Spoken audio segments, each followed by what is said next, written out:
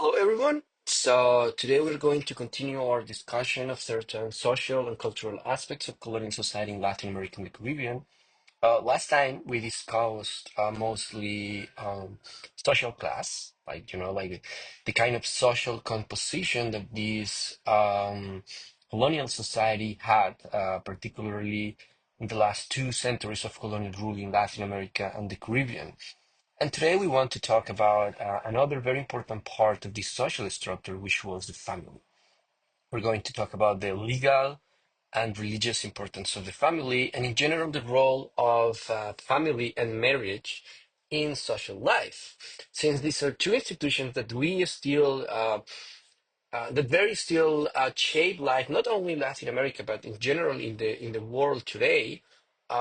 We might tend to think that they have been kind of the same for many, many years. But what we want to see today is the very particular difference that we're going to find in terms of family structures in, let's say, the 17th and 18th centuries in places like Latin America and the Caribbean, and what we find today. Of course, there are going to be many similarities, uh, for instance, the existence of religious marriage, but also many differences. Today, you have the option, all right, to go to City Hall and that you get married, like pretty much everywhere in the world. Well, not everywhere, but everywhere in Latin America or the Americas in general. But that was not the case back then, like secular marriage did not exist. Remember once again what we have discussed about the role of the church. So basically, that's what we're going to talk about today, just family, marriage, and the role they had in shaping colonial society in Latin America. So the first thing that I want to bring up is that family was the foundation of colonial society, the basic structure of colonial society. This is still very much today, right? Like a large proportion of the members of a society are going to organize themselves in family. But you're also going to find today many people who decided that they don't want to get married, right? They decided they don't want to get children. Um, so, like in the last 200, 250 years, the importance of family has decreased significantly. And the role, for instance, of parenthood in family has also decreased. To give you an example, with the invention in the last 100 years of parental control, right, and contraception. But that was not the case back then, right? So pretty much where you are, like the family you're born, is going to structure your basic and immediate like social position, and it's going to dictate the place that you have in such society. But there are two characteristics of this family in colonial Latin America and the Caribbean that are significantly different from what we have today. The first one is that when we talk about family, we're not talking only about the biological family of the nuclear family. Like the more you go back in time, the bigger families are going to be. It's still common to find in places in Latin America and the Caribbean, particularly in the countryside. Um, Multi-generational families, right? You have the grandfather, the father, and the mother, the grandparents, the father, mother, parents, and the children, right? Many cases living together in the same household, but that's not as common, right? Families tend to get smaller with generations. The movement from the countryside to the cities, as Latin American countries become more urban, also means that you're going to have smaller families because in the countryside the children for many years basically were also a labor force, right? You needed more children um, to have more people to work the fields. But when we're talking about colonial Latin America, so first thing is was not only the biological family, so not just the father and mother and the children, right?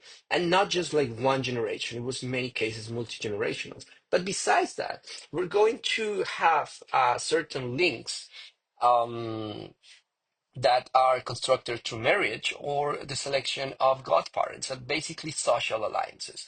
Like if you were raised Catholic, as I was, you pretty much are going to have a godfather and a godmother, right? When you have your baptism, then your parents are going to choose like someone in general, a couple. They go with you to church, and when you get baptized, they are named your grandparents. Today, it's mostly a social convention, right? And maybe you get, like a gift from your grandparents on your birthday. But this comes from like a more long-standing tradition, which was basically the godparents were the people who would get in charge of you, right? Like, were in charge of your life maintenance, like basic life, especially if you were like a child, in case something happened to your parents. And on top of that, it was an alliance, right? It was not uncommon to it was not uncommon to choose as godparent someone that might further your social position in life. To give you an example, it was not uncommon for enslaved people in colonial Latin America to choose the slave master as the godparent of their children, right? Even though, like they might abhor slavery, the fact that the slave master could be the grandparent of their children who were also born into slavery might help them in the future. And the same thing happened with marriage, right? Marriage was mostly a social alliance. Like the idea that we have today that marriage is for love, right? Like they marry out of love. It's actually quite recent. It's just a couple, maybe 100 years ago, and even less. Um, Back then, you get married with whom your parents choose, right? So that's the first thing. We're talking about an extended understanding of the family that goes well beyond the biological family and well beyond one generation.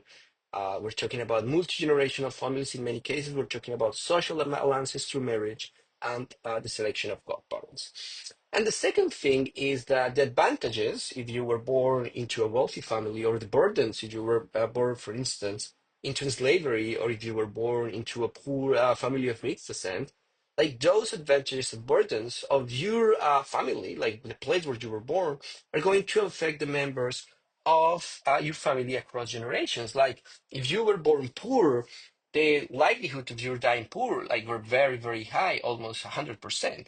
Because this idea that we have today of social mobility was not back there in like colonial Latin America, colonial Latin American society, right? Like the idea of the social mobility is basically that you are born in a certain fragment, a sector of society, and you have the ability to go up. And that's very new. One of the most important mechanisms for social mobility, particularly since the mid 20th century, has been education. CUNY, to give you an example, is one of the universities in the country that has the best has one of the best rankings in terms of social mobility, like the ability of the university, right, to take students from working class backgrounds and push them up in the social ladder. So like now we have that means, right? And that happens through education, to give you just one of the examples. Like someone without the means, if you go into education, you have the ability to go up. But back then, education was not as it is today, right? We have discussed this already. A very limited portion of society had the ability to even learn how to write and read. Like literacy rates were insanely high, especially in the countryside. So there was no social mobility. And the fact that you were born to this family in this particular section of colonial Latin American society is pretty much going to dictate where you're going to end up in life. Now let's talk about marriage, right?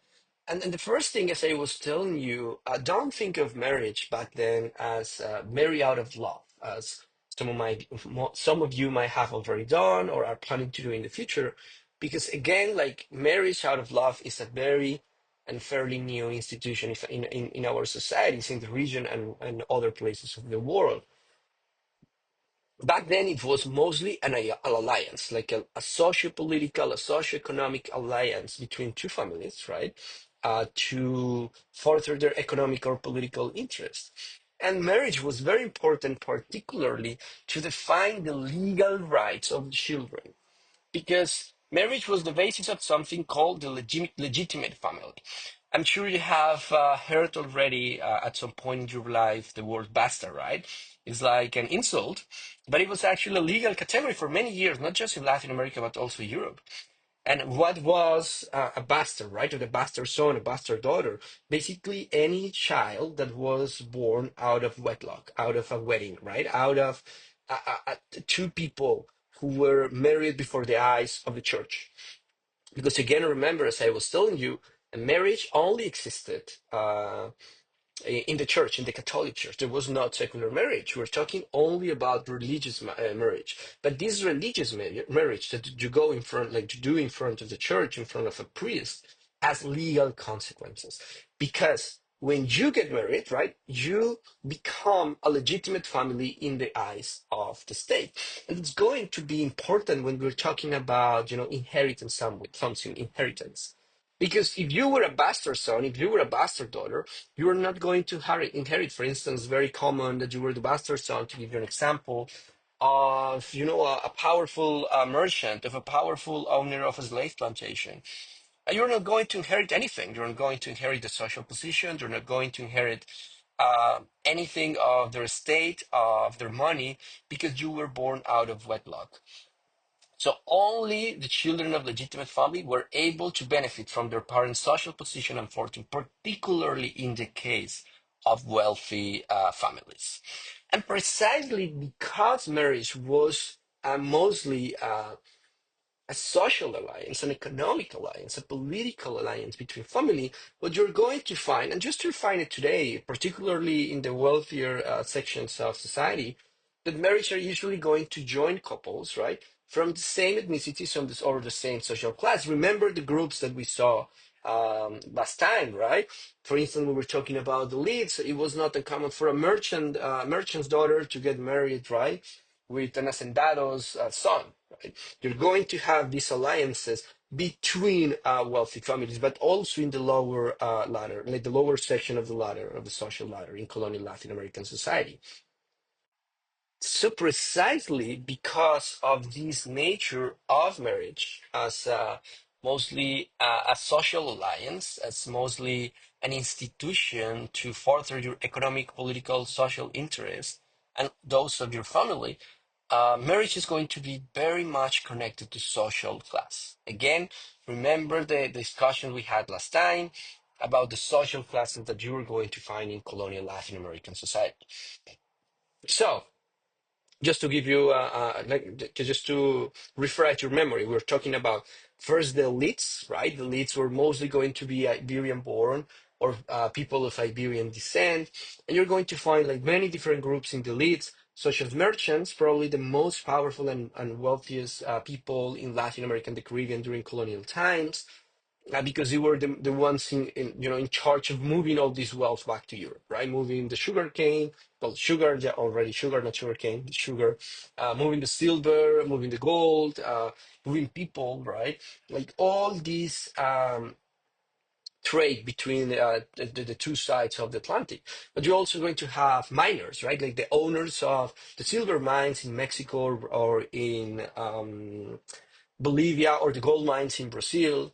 You're going to have hacendados, like the owners of these very large rural estates, who are going to have a life more closely related to what we would find in a feudal society in Europe, right? Like this feudal lord, like in charge of a state and all the people living in it.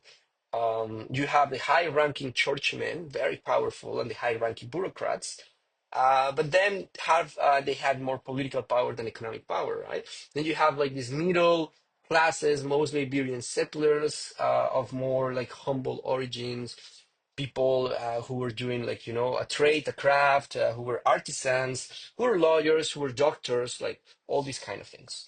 And then you have, of course, in the lower ranks of colonial Latin American and Caribbean societies, enslaved Africans, peoples of indigenous descent, people of mixed descent, right? So this is the social classes we have in colonial Latin American society. And again, people tend to marry within their classes. So elite marriages were, as I was telling you, economic and political alliance, right? And they were forged, they were put together, they were made mostly to further the family's interest. You're not going to find many cases of someone from, a wealthy family marrying someone below their family, because it was not about love, right? It was about the economic opportunities. So it was most important to link, a merchant with an estate owner, of the owner of a silver mine with a merchant, because that's going to make more sense in the future in terms of the enterprise they're organizing together. And the same is going to happen if we go down during the social ladder in colonial Latin American and Caribbean societies, people of mixed race, of mixed descent, are going to marry within their groups. Remember when we talk about like society of casta, society of casta, of caste, or like like this kind of very specific classification. If you were a mestizo, a castizo, a sambo, a mulato, like all of these social legal classifications that the Spanish Empire created in the region, like you would have more rights if you were a mestizo than if you were an enslaved African, to give you an example. If you were a castizo, you would have more rights than a sambo or a mulatto. So to people in these kind of middle sectors of society, of course you couldn't go like look up, like you were not going to marry if you were like a mulatto working as an artisan, you were not going to marry the daughter of a merchant, right? But you also didn't want to go down, right? So they tended to try to stay um, with them.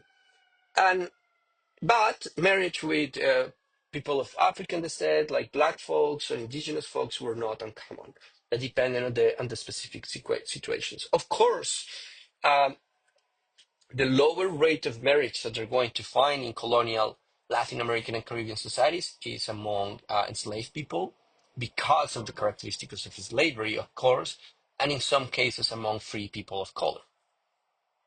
And lastly, let's talk about family size. Okay, like how big could families be? I already told you that the size of families have tended, like it's has tended to become smaller.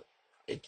If you see a generation born in the 1950s or 1960s, in the countryside, in a country like Colombia, where I'm from, like most likely you're going to find very large families, like families of 5, 6, 7, 10, 12 sometimes, mostly because family labor was fundamental for the peasant economy. Like who is going to work the fields, who's going to harvest what you cultivated? It's mostly going to be the family, right? And it's mostly going to be your children. So it tended to be very big.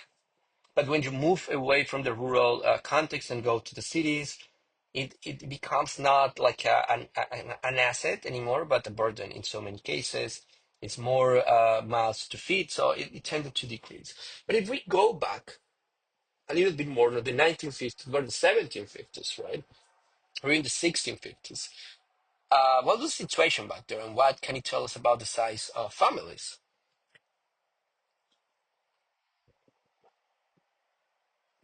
Um, so the first thing, as the size was determined by the wife's age at marriage. And one thing we have to keep in mind is that the definition of what is a child, like of childhood, has changed a lot throughout time, right? Like now, we tend to think because of legal definitions, like 18 or 21 is what's going to mark the difference between a child and an adult, right? But this is not like a biological decision. It's a legal definition, right? It's not about something inherently biological that makes you a child. It's about what the society what you're living consider to be a child and how that's inscribed into the law.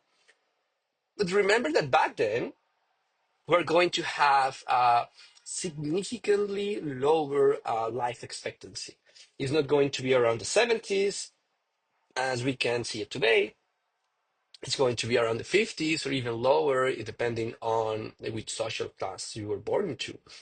Um, and so that also means that childhood is going to start early. Even if we go, the times of the Industrial Revolution in England, 18th and 19th centuries, child labor was absolutely common. Like since 8, 9 years old, people were already working. And that's also going to be seen in the case of marriage. So people tended to marry early, and women start having a child, children early in their life. So 14, 15 years old in many cases was already seen as an appropriate age for a woman to, for a girl to become a woman and start having children. Because the earlier you start having children, the most you were able to have. So that's the first factor. Like, what was the old of, like, how old was the mother, the wife, at the moment of marriage when they start having children. And the other side is infant child and childbirth mortality rates because they tended to be very high. Still, under 6 months old, like human beings are very vulnerable. One thing that has significantly decreased the rates of particularly infant and even newborns mortality rate, it's vaccines.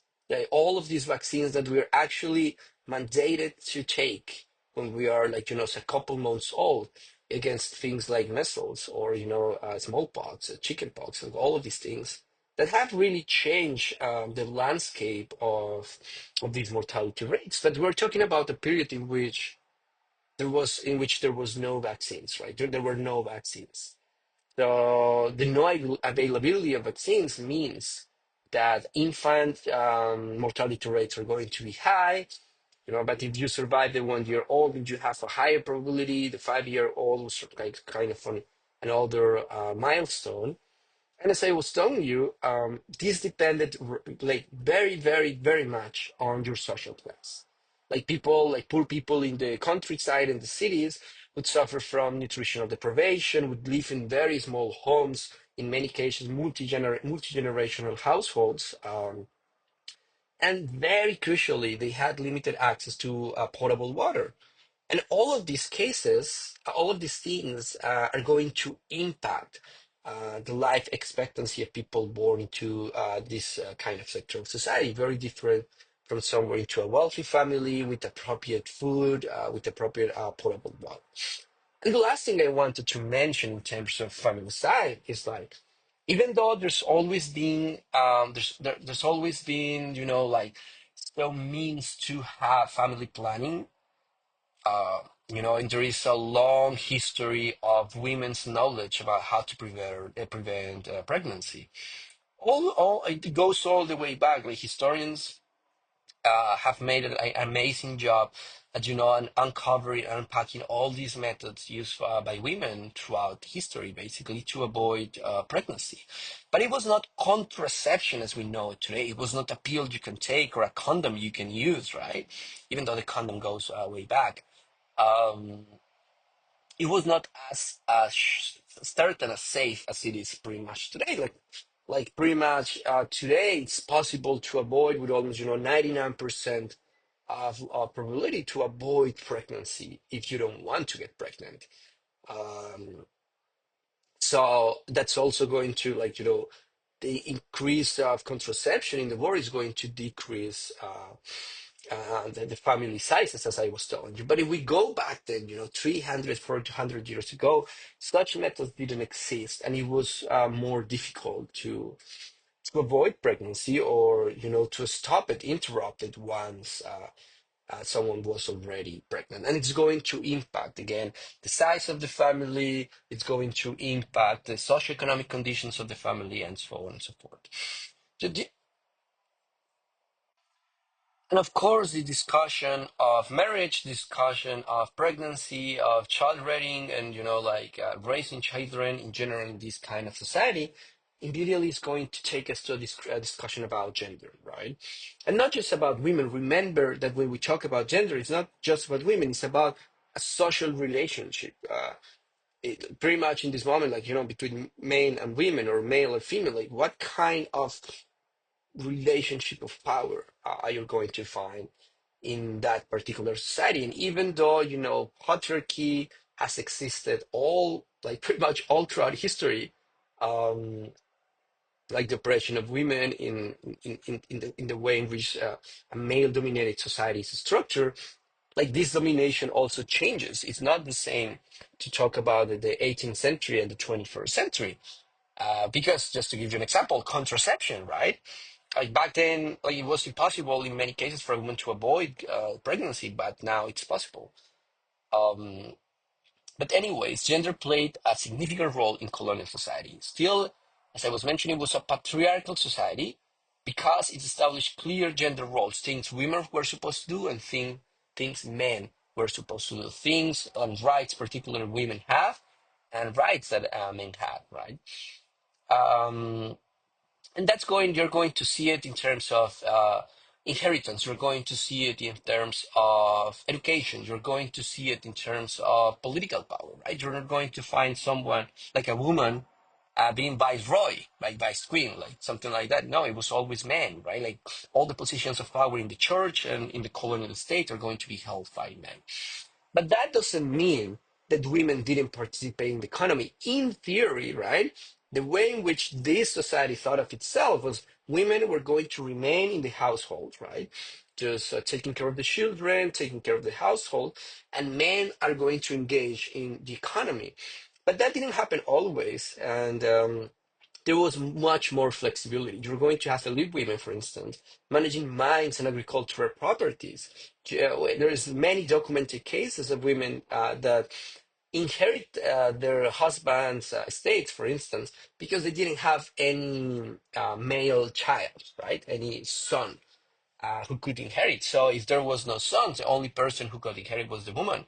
And there's cases, as I was telling you, of elite women who actually were in charge of silver mines, actually were in charge of agricultural properties. And the same is going to happen with working class families, like middle and lower class families, because it was hard for families to survive only on the income earned by men.